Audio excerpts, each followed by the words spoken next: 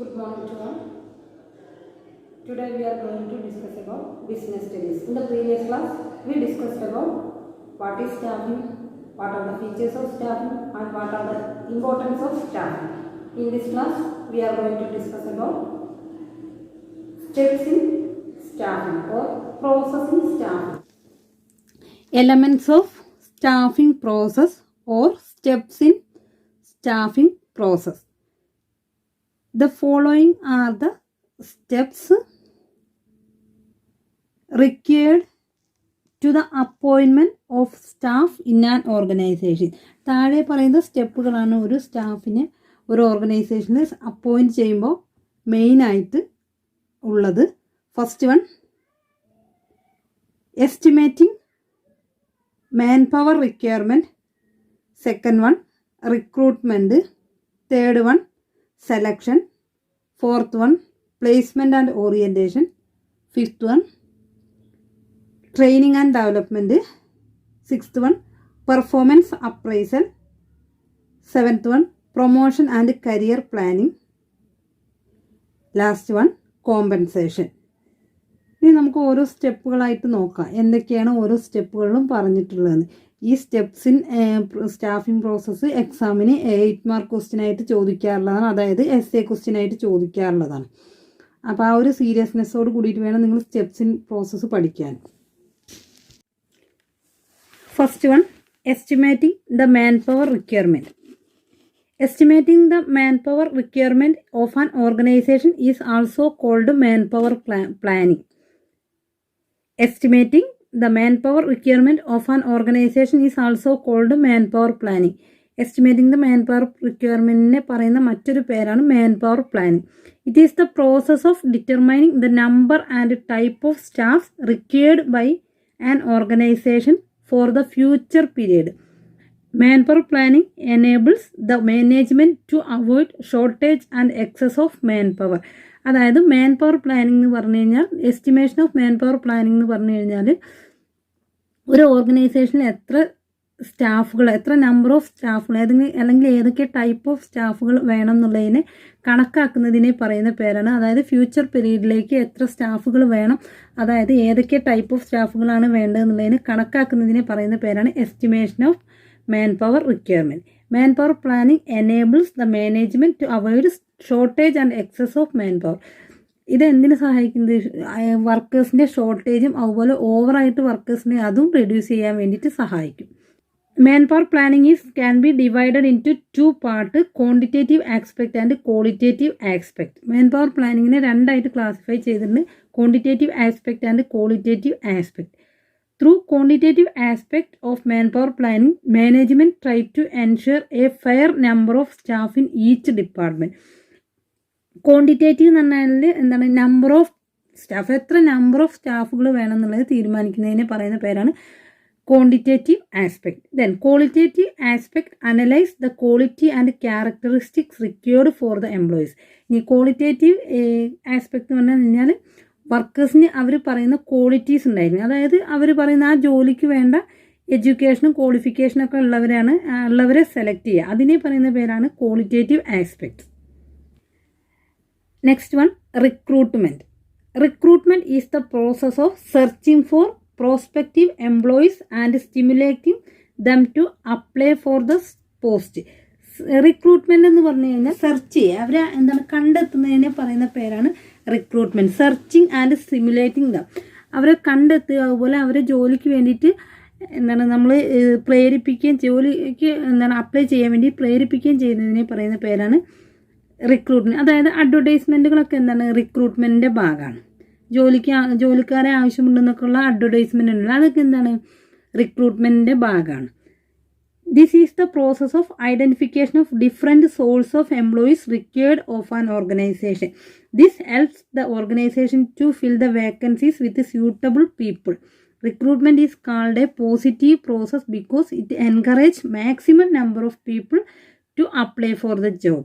എന്താണ് റിക്രൂട്ട്മെൻറ്റ് എന്ന് പറഞ്ഞു കഴിഞ്ഞാൽ ഒരു പോസിറ്റീവ് പ്രോസസ്സാണ്. അതായത് നമ്മൾ മാക്സിമം ആളുകളെ ജോലിക്ക് വേണ്ടിയിട്ട് അപ്ലൈ ചെയ്യിക്കുന്ന ഒരു പോസിറ്റീവ് പ്രോസസ്സാണ്. എല്ലാവർക്കും ഒരു പ്രതീക്ഷ ഉണ്ടാവും അല്ലേ, നമ്മൾ അപ്ലൈ ചെയ്യുന്ന സമയത്ത് നമുക്ക് ആ ജോലി കിട്ടുന്നുള്ളൊരു പ്രതീക്ഷ ഉണ്ട്. അതുകൊണ്ട് റിക്രൂട്ട്മെൻറ്റ് ഒരു പോസിറ്റീവ് പ്രോസസ്സാണെന്നാണ് പറയുന്നത്.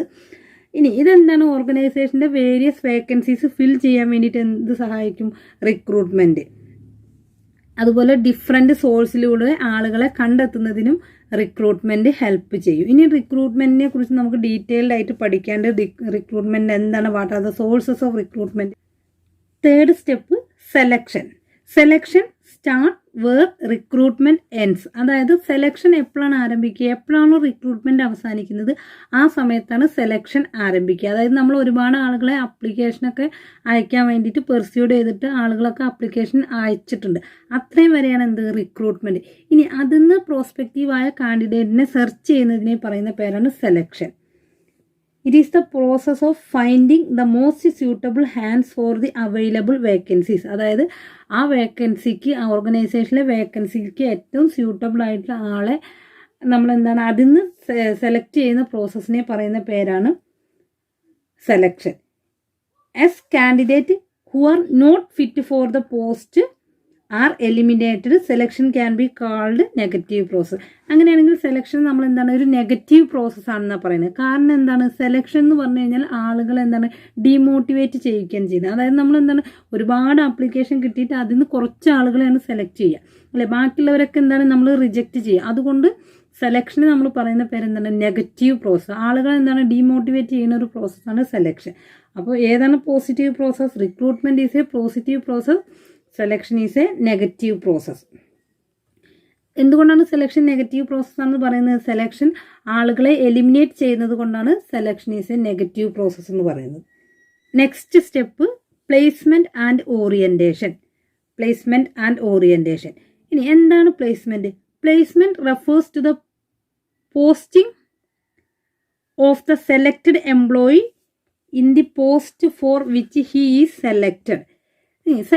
പ്ലേസ്മെന്റ് എന്ന് പറഞ്ഞു കഴിഞ്ഞാൽ നമ്മൾ സെലക്ട് ചെയ്ത ആളെ എന്താണ് നമ്മൾ, അതായത് ഏത് പോസ്റ്റിക്കാണോ സെലക്ട് ചെയ്തത് ആ പോസ്റ്റിൽ കൊണ്ടുപോയിട്ട് അപ്പോയിന്റ് ചെയ്യുന്ന പ്രോസസ്സിനെ പറയുന്ന പേരാണ് placement.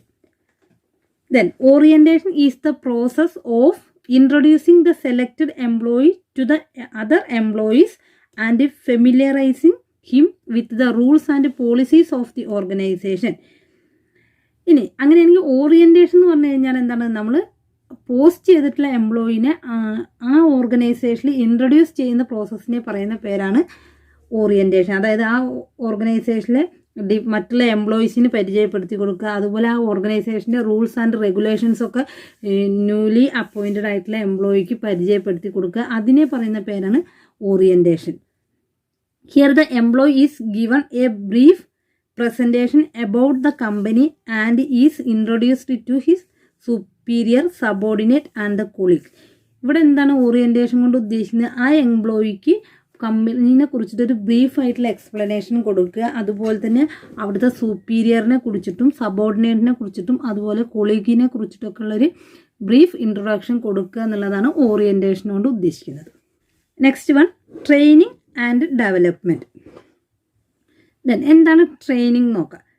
Every organisation required trained expert to execute different task in a systematic and orderly manner. Giving training is the employee is a major function of management.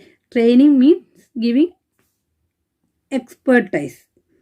Training എന്ന് പറഞ്ഞാൽ എന്താണ്, ന്യൂലി അപ്പോയിൻറ്റഡ് എംപ്ലോയിക്ക് ആ ജോലിനെ കുറിച്ചിട്ട് അത് എങ്ങനെ ചെയ്യണം, ഏത് രീതിയിൽ ചെയ്യണം എന്നുള്ളതിനെ കുറിച്ചൊക്കെയുള്ളൊരു എന്താണ് ഒരു എക്സ്പ്ലനേഷൻ കൊടുക്കുക, അതിനെ പറയുന്ന പേരാണ് ട്രെയിനിങ്. അതായത് അത് ചെയ്യാനുള്ളൊരു കഴിവ് അയാൾക്ക് ഉണ്ടാക്കി കൊടുക്കുക, അതിനെ പറയുന്ന പേരാണ് training. Training is a method to give knowledge and skill to make work suitable to do the work efficiently. Both newly appointed and existing staff need training. ഇനി എന്താണ് പുതിയതായിട്ട് അപ്പോയിൻറ്റ് ചെയ്ത ആൾക്കാണെങ്കിൽ എന്താണ് അയാൾക്ക് ആ ജോലി ചെയ്യാൻ വേണ്ടിയുള്ള സ്കില്ലും കാര്യങ്ങളൊക്കെ ഉണ്ടാക്കുക എന്നുള്ളതാണ്, സ്കില്ലും കാര്യങ്ങളൊക്കെ നേടിക്കൊടുക്കുക എന്നുള്ളതാണ് ട്രെയിനിങ് കൊണ്ട് ഉദ്ദേശിക്കുന്നത്. ഇനി ട്രെയിനിങ് ആർക്കൊക്കെ വേണം? പുതിയതായിട്ട് അപ്പോയിൻറ്റ് ചെയ്ത ആൾക്കും വേണം, അതേപോലെ എക്സിസ്റ്റിംഗ് എംപ്ലോയീസിനും ട്രെയിനിങ് ആവശ്യമാണ്. ഡിഫറെൻറ്റ് ട്രെയിനിങ് മെത്തേഡ്സിനെ കുറിച്ചൊക്കെ നമുക്ക് ഡീറ്റെയിൽഡ് ആയിട്ട് പഠിക്കേണ്ടത്, അത് ട്രെയിനിങ് മെത്തേഡുകൾ പഠിക്കുന്ന സമയത്ത് നമുക്കത് പഠിക്കാം. ഇപ്പോൾ നിങ്ങൾ ജസ്റ്റ് ട്രെയിനിങ് എന്താണെന്ന് മാത്രം മനസ്സിലാക്കി വെച്ചാൽ മതി. Next one development. Development refers to the overall growth of the employee. Development എന്ന് പറഞ്ഞു കഴിഞ്ഞാൽ ഒരു എംപ്ലോയിയുടെ മൊത്തത്തിലുള്ള വളർച്ചയെ പറയുന്ന പേരാണ് development. It is a continuous process of building competencies of employees and thus facilitating overall development of the employees. ഒരു എംപ്ലോയീസിൻ്റെ മൊത്തത്തിലുള്ള വളർച്ചയെ പറയുന്ന പേരാണ് development. It is a process that make workers mature enough to take up future responsibilities of the organisation. അതായത് ഓർഗനൈസേഷനിലെ എംപ്ലോയീസിന് maturity ഉണ്ടാക്കി കൊടുക്കുന്നത് ഫ്യൂച്ചറിൽ വരുന്ന കാര്യങ്ങളും കൂടെ ചെയ്യാൻ വേണ്ടിയിട്ടുള്ള മെച്യൂരിറ്റി ഉണ്ടാക്കി കൊടുക്കുക എന്നുള്ളതാണ് ഡെവലപ്മെൻറ്റ് കൊണ്ട് ഉദ്ദേശിക്കുന്നത്. Development is a much wider concept as compared to training. ട്രെയിനിങ്ങുമായി കമ്പയർ ചെയ്യുമ്പോൾ ഡെവലപ്മെൻറ്റ് എന്ന് പറഞ്ഞാൽ ഒരു വൈഡർ കൺസെപ്റ്റാണ്. Where training aims at increasing one skill and abilities to do a particular job. Training എന്ന് പറഞ്ഞു കഴിഞ്ഞാൽ എന്താണ്, ഒരാൾക്കൊരു പെർട്ടിക്കുലർ ജോബ് ചെയ്യാനുള്ള സ്കില്ലും എബിലിറ്റീസും ഇൻക്രീസ് ചെയ്യിക്കുക എന്നുള്ളതാണ് ട്രെയിനിങ്. എന്നാൽ development aims at the overall development of a person and equips him to handle higher jobs of the organisation in future. എന്നാൽ ഡെവലപ്മെൻറ്റ് എന്ന് പറഞ്ഞു കഴിഞ്ഞാൽ ഒരു ഓർഗനൈസേഷനിൽ ഫ്യൂച്ചറിൽ ഉണ്ടാവുന്ന അതിനേക്കാളും വലിയ ജോലികളും കൂടെ ചെയ്യാനുള്ള സ്കില്ലും നോളജും ഉണ്ടാക്കുക എന്നുള്ളതാണ് ഡെവലപ്മെൻറ്റ് കൊണ്ട് ഉദ്ദേശിക്കുന്നത്. Next one, performance appraisal. Performance appraisal is the process of evaluating the performance of employees against some standards. It is examining whether an employee's performance is according to the predetermined standards. The employee is informed in advance what are the standards expected from him and is examined whether he has attained the standards. എന്താണ് performance appraisal കൊണ്ട് ഉദ്ദേശിക്കുന്നത്? അതായത് ഒരു എംപ്ലോയിയുടെ performance വിലയിരുത്തുക, അതാണ് performance appraisal. അതായത് ഒരു മുൻകൂട്ടി തീരുമാനിച്ച ഒരു പ്രീ ഡിറ്റർമൈൻഡ് സ്റ്റാൻഡേർഡിനും ആ സ്റ്റാൻഡേർഡിനനുസരിച്ചിട്ടാണോ എംപ്ലോയി വർക്ക് ചെയ്യുന്നത് എന്നുള്ള കാര്യങ്ങളൊക്കെ ഇവാലുവേറ്റ് ചെയ്യുന്നതിനെ പറയുന്ന പേരാണ് പെർഫോമൻസ് അപ്രൈസൽ. ഇനിയിപ്പോൾ മുൻകൂട്ടി ഇപ്പോൾ ഒരു ഓർഗനൈസേഷനിൽ ഇപ്പോൾ പ്രോഡക്റ്റ് പ്രൊഡ്യൂസ് ചെയ്യുന്ന ഒരു ഓർഗനൈസേഷൻ, ഇപ്പോൾ ഒരു ടോയ് മാനുഫാക്ചറിങ് ഓർഗനൈസേഷൻ ആണെങ്കിൽ ഒരു ദിവസം ഒരു 10 പ്രോഡക്റ്റ് പ്രൊഡ്യൂസ് ചെയ്യണം എന്നാണ് അവരുടെ സ്റ്റാൻഡേർഡ്. ഇനി ആ സ്റ്റാൻഡേർഡിലേക്ക് ആ എംപ്ലോയി എത്തിയിട്ടുണ്ടോ ഇല്ലയോ എന്നുള്ളത് എന്താണ് ഇവാലുവേറ്റ് ചെയ്യുന്നതിനെ പറയുന്ന പേരാണ് performance appraisal. An employees wages, promotion and training depend on performance appraisal. അതായത് ഒരു എംപ്ലോയിയുടെ വേജസും പ്രൊമോഷനും ട്രെയിനിങ്ങും ഒക്കെ ഏതിനെ ഡിപ്പെൻഡ് ചെയ്തിട്ടാണ്? പെർഫോമൻസ് അപ്രൈസിനെ ഡിപ്പെൻഡ് ചെയ്തിട്ട്. ഇപ്പോൾ ഒരാൾ 10 പ്രോഡക്റ്റ് ഉണ്ടാക്കിയില്ലെങ്കിൽ അയാൾക്ക് എന്താണ് ആ 10 പ്രോഡക്റ്റ് ഉണ്ടാക്കാനുള്ള അത്രയുള്ള ട്രെയിനിങ് ആർക്ക് കൊടുക്കണം? പുതിയതായിട്ട് അപ്പോയിൻറ്റ് ചെയ്ത എംപ്ലോയിക്ക് കൊടുക്കണം. ഇനി ആ പ്രോഡക്റ്റ് പ്രൊഡ്യൂസ് ചെയ്ത് കുറവാണെങ്കിൽ സ്വാഭാവികമായിട്ട് എന്താണ് അയാൾക്ക് കൊടുക്കുന്ന വേജിലും കുറവുണ്ടാകും. ഇതൊക്കെ എന്തിനെ ബേസ് ചെയ്തിട്ടാണ്? പെർഫോമൻസ് അപ്രൈസലിനെ ബേസ് ചെയ്തിട്ടാണ്. Next one, promotion and career planning. ഇനി എന്താണ് promotion? Promotion refers to being placed at a higher job position with more salary, authority and responsibility in the same organisation. Promotion എന്ന് പറഞ്ഞു കഴിഞ്ഞാൽ same organisation എന്താണ് salary increase ചെയ്തിട്ടും അതുപോലെ authority responsibility ഒക്കെ increase ചെയ്തിട്ടുള്ള ഒരു ഹയർ പൊസിഷനിലേക്ക് മാറ്റുന്നതിനെ പറയുന്ന പേരാണ് പ്രൊമോഷൻ. ഇനി promotion are integral part of people career. ഒരാളുടെ ജോലിയിൽ ഏറ്റവും ഒഴിവാക്കാൻ പറ്റാത്തൊരു പാർട്ടാണ് എന്ത്? പ്രൊമോഷൻ അല്ലേ? ഏതൊരാളും ആഗ്രഹിക്കുന്നതാണ് എന്ത്? പ്രൊമോഷൻ. ഏതൊരു ജോലിക്കാരനെ ആഗ്രഹിക്കുന്നതാണ് താഴത്തെ പോസ്റ്റിൽ നിന്ന് എന്താണ് മേലേക്ക് പോസ്റ്റിലേക്കുള്ള promotion. Promotion is an integral people's career. ഒരു എംപ്ലോയിയുടെ കരിയറിൽ ഒഴിവാക്കാൻ പറ്റാത്തൊരു ഘടകമാണ്, അല്ലെങ്കിൽ പീപ്പിൾ ആഗ്രഹിക്കുന്ന ഒരു ഘടകമാണ് പ്രൊമോഷൻ. Next one, compensation. ഇനി എന്താണ് compensation? Compensation is the remuneration to the workers for their work and service. Compensation എന്ന് പറഞ്ഞു കഴിഞ്ഞാൽ എംപ്ലോയീസിന് കിട്ടുന്ന റെമ്യൂണറേഷനെ പറയുന്ന പേരാണ് കോമ്പൻസേഷൻ. അവരുടെ വർക്കിനും സർവീസിനും കിട്ടുന്ന റെമ്യൂണറേഷൻ, അതായത് വേതനം, അതിനെ പറയുന്ന പേരാണ് compensation. It is the reward for the effort of employees. എംപ്ലോയീസിൻ്റെ എഫേർട്ടിന് കിട്ടുന്ന ഒരു റിവാർഡാണ് compensation. It is the price of the job. ജോലിക്ക് കിട്ടുന്ന ഒരു പ്രൈസ്, വിലയാണ് എന്ത്? Compensation. An institution should have a good compensation package not only to attract and maintain capable and efficient workers but also for a good industrial atmosphere. അതായത് ഓർഗനൈസേഷനിൽ നല്ല industrial atmosphere create ചെയ്യുന്നതിന് വേണ്ടിയിട്ടാണ് ഗുഡ് കോമ്പൻസേഷൻ പാക്കേജ് അവർ ഉണ്ടാക്കുന്നത്. Not only to attract and maintain capable and efficient വർക്കേഴ്സിനെ attract ചെയ്യിക്കുക മാത്രമല്ല ഗുഡ് ഇൻഡസ്ട്രിയൽ അറ്റ്മോസ്ഫിയർ ക്രിയേറ്റ് ചെയ്യാന്നുകൊണ്ട് ഉദ്ദേശിച്ചിട്ടാണ്. In this class we discussed about steps in staffing process. Mainly there are 8 steps in staffing process. They are: first one, estimating manpower requirement; second one, recruitment; third one, selection; fourth one, placement and orientation; fifth one, training and development; next, performance appraisal; seventh one, promotion and career planning; last one, compensation.